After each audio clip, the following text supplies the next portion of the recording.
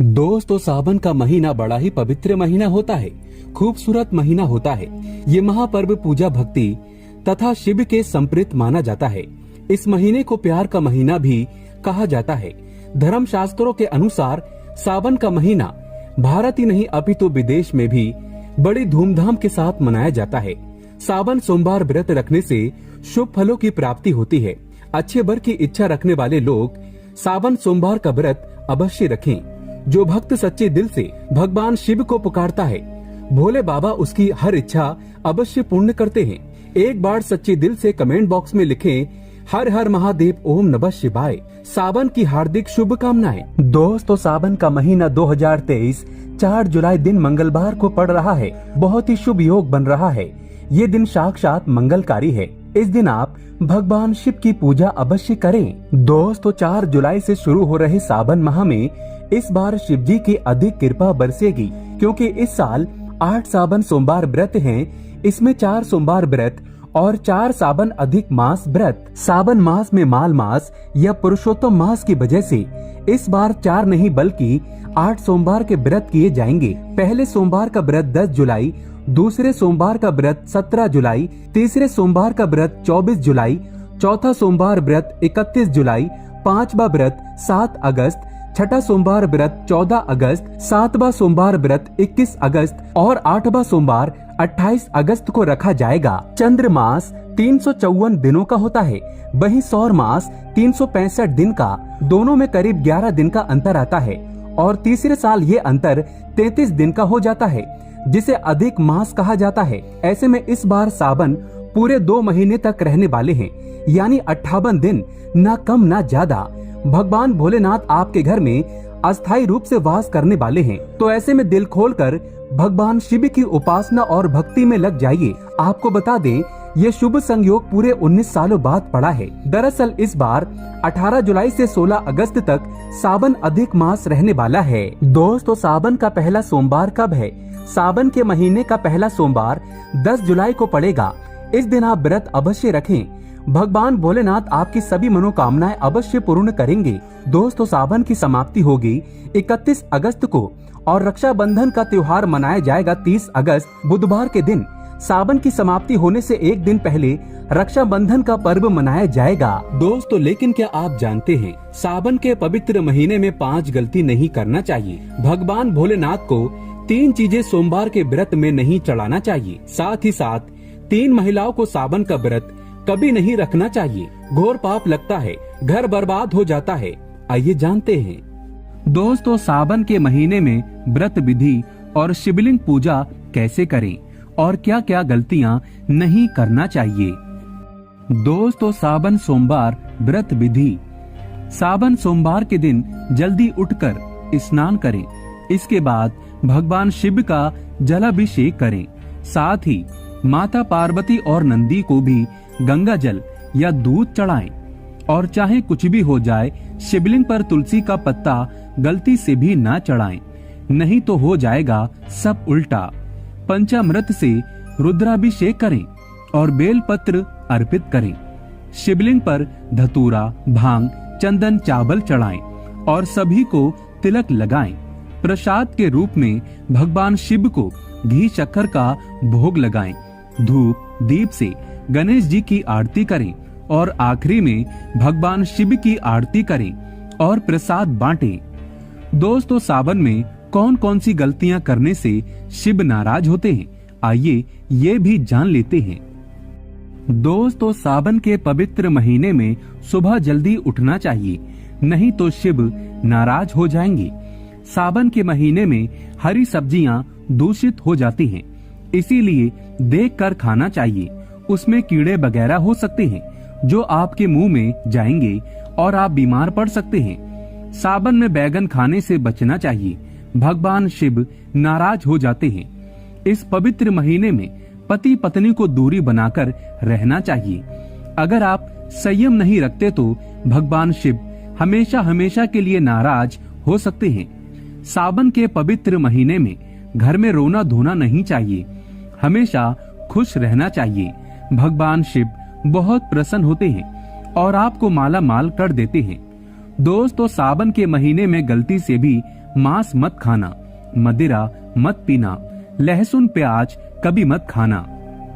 दरअसल इस पवित्र महीने में इनको सावन के महीने में खाने से व्यक्ति को पाप लगता है और नरक में जाना पड़ता है। घर में किसी भी सदस्य को चुगली आदि नहीं करना चाहिए, नफरत नहीं फैलाना चाहिए, घर में साफ सफाई रखना चाहिए, सुबह जल्दी उठना चाहिए और रात में जल्दी सो जाना चाहिए। सावन के महीने में बाल, नाखून, शेविंग आदि नहीं करना चाहिए, इससे आपको पाप लगता है और भगवान शिव क्रोधित हो जाते हैं।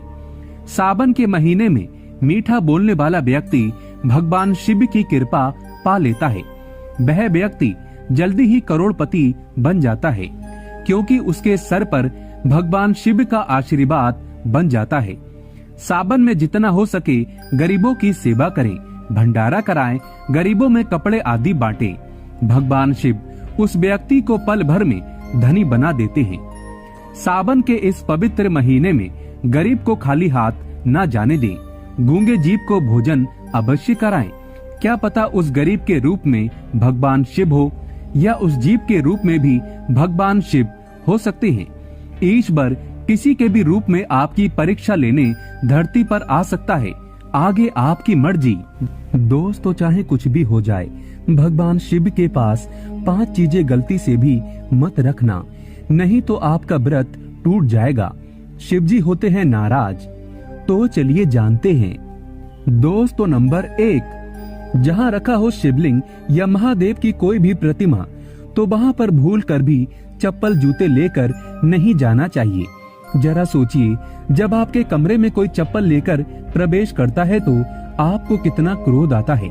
इसी कारण महादेव भी आपसे नाराज हो जाते हैं और आपको मिलने वाला फल नष्ट हो जाता है। ऐसे में मंदिर में नंगे पांव ही प्रवेश करना चाहिए, क्योंकि चमड़े की चप्पल हमेशा अशुद्ध रहती है। इससे देव शक्ति नाराज होती है।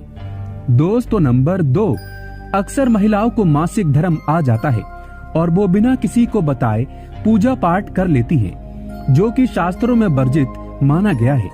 इस समय महिलाओं को जानकर भी अनजान नहीं बनना चाहिए। अगर आपको मासिक पीड़ा है तो घर के बने मंदिर में या बाहर बने मंदिर में कभी प्रवेश नहीं करना चाहिए। इससे देव शक्तियां नाराज होकर आपसे क्रोधित हो सकती हैं। ऐसे समय में शिवलिंग को छूना घोर पाप के बराबर माना गया है। जरा सोचिए, ऐसी अवस्था में जब महिला को बुरा लगता है तो ईश्वर को कितना बुरा लगेगा। इसीलिए महिलाओं को ऐसी अवस्था में मंदिर, यात्रा, घर में पूजा पाठ, भगवान की प्रतिमा को छूना या तुलसी में पानी भी नहीं डालना चाहिए। तुलसी का पौधा भी सूख जाता है। जब देव शक्तियां नाराज होती हैं तो लाजमी है कि घर में कंगाली और गरीबी, लड़ाई झगड़े होने लगते हैं। ऐसा कभी मत करना। दोस्तों, नंबर 3, शास्त्रों में बताया गया है कि जहाँ होता है शिवलिंग तो वहाँ पर सभी शक्तियाँ सक्रिय रहती हैं। अगर घर में होता है शिवलिंग तो वह व्यक्ति महादेव की कृपा सदैव पा लेता है। वास्तु शास्त्र के अनुसार शिवलिंग से हर वक्त ऊर्जा का संचार होता रहता है। इसीलिए शिवलिंग पर जल धारा हमेशा होनी चाहिए, जो ऊर्जा को शांत रखता है। कुछ लोग अपने घर में शिवलिंग तो रख लेते हैं, लेकिन वो 1 हफ्ते के बाद जल चढ़ाते हैं, जो कि बिल्कुल भी अच्छा नहीं माना जाता। अगर आप जल नहीं चढ़ा सकते तो आप अपने घर में शिवलिंग स्थापित कभी ना करें, जो कि गरुड़ पुराण में बताया गया है। इससे उल्टा घर में विनाश होता है। दोस्तों, नंबर 4, शास्त्रों में बताया गया है कि तुलसी और महादेव का बैर माना गया है। इसी कारण तुलसी में शिवलिंग और गणेश की प्रतिमा को नहीं रखा जाता। कई लोग जाने अनजाने में शिवलिंग को तुलसी में रख देते हैं और घर में परेशानियां आना शुरू हो जाती हैं। इससे महाशक्तियां क्रोधित हो जाती हैं। शिवलिंग पर तुलसी भी नहीं चढ़ाना चाहिए। तुलसी में और शिवलिंग में कुछ दूरी होना चाहिए। दोस्तों, नंबर 5, घर का मंदिर या बाहर का मंदिर, किसी भी मंदिर में ऐसे व्यक्ति को प्रवेश नहीं करना चाहिए जिसने स्त्री प्रसंग अर्थात संभोग किया हो या उसने मांस खाया हो। अगर आप शारीरिक रूप से गंदे हैं तो मंदिर के आसपास भी नहीं जाना चाहिए। घर के बने मंदिर में कोई कपड़ा आदि डाल देना चाहिए। जरा आप ही सोचिए क्या आप मांस खाकर या स्त्री के साथ शारीरिक संबंध बनाकर भगवान के पास जाएंगे और क्या वो आपसे प्रसन्न होंगे? बिल्कुल भी नहीं। वो आपसे क्रोधित हो सकते हैं और आपसे नाराज हो जाएंगे। शास्त्रों में इसे घोर पाप माना गया है। इससे व्यक्ति नरक में जाता है। ऐसा दुष्ट स्वभाव मनुष्य के बर्बादी का कारण माना गया है। ऐसा न करें। ईश्वर के सामने हमेशा नहा धोकर मन पवित्र लेकर ही जाना चाहिए। इससे सभी शक्तियाँ आपसे प्रसन्न रहती है। इसी के साथ ही क्या आप जानते हैं, सोमवार के व्रत में ये फल कभी नहीं खाया जाता। अगर आप गलती से इस फल को खा लेते हैं तो जिंदगी भर भगवान शिव के क्रोध का सामना करना पड़ सकता है। आपका व्रत भंग हो सकता है।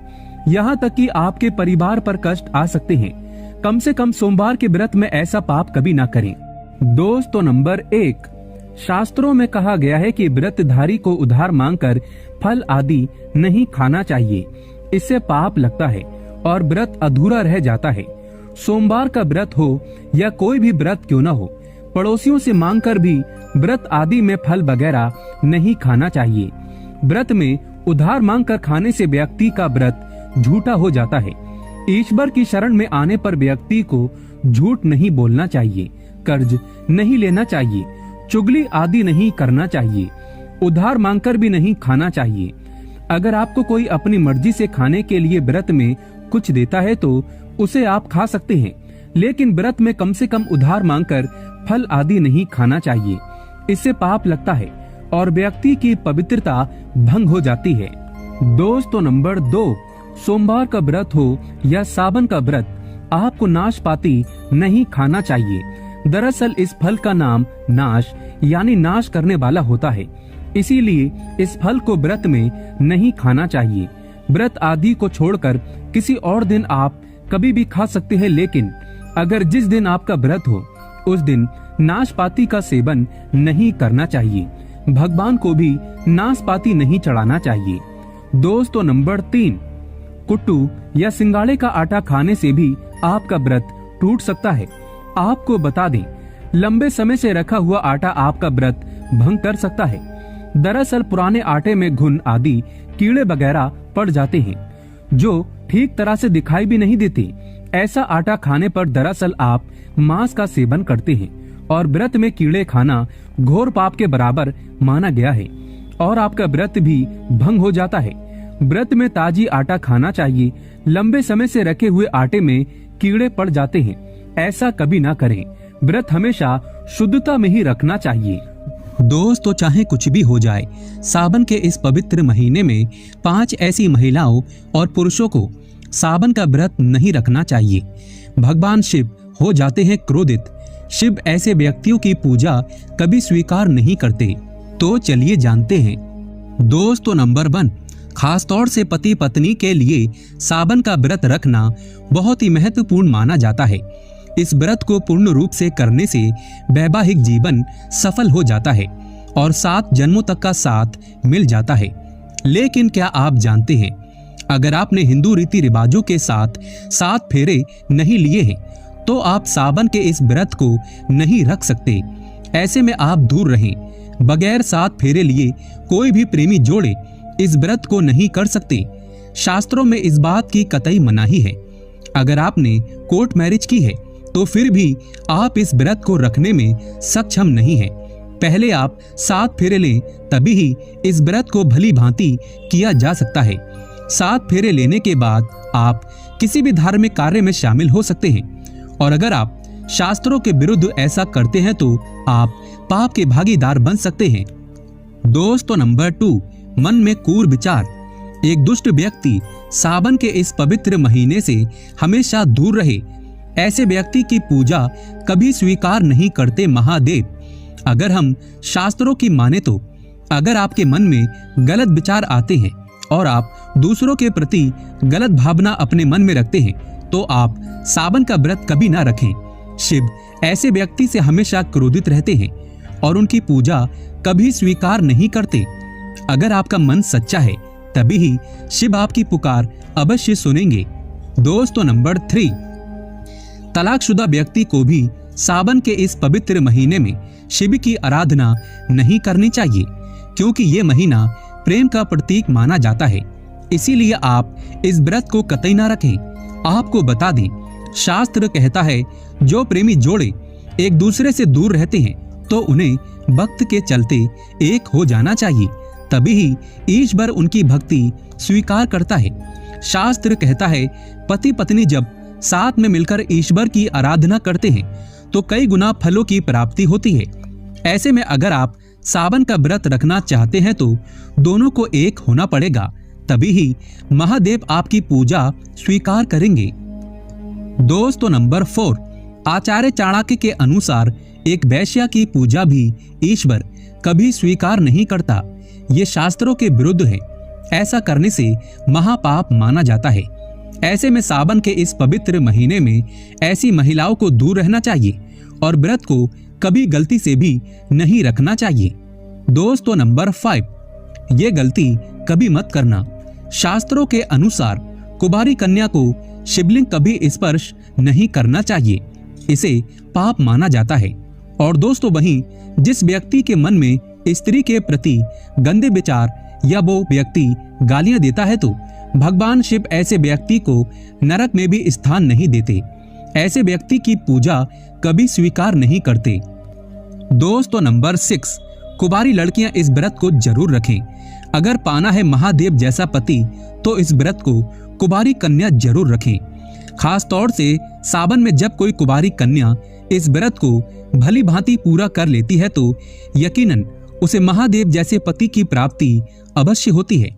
दोस्तों सावन के इस पवित्र महीने में अगर जिस व्यक्ति को 5 संकेत मिल जाएं, तो इससे ये पता चलता है कि महादेव आपकी भक्ति से बहुत प्रसन्न है और आपको धनी होने से कोई भी नहीं रोक सकता।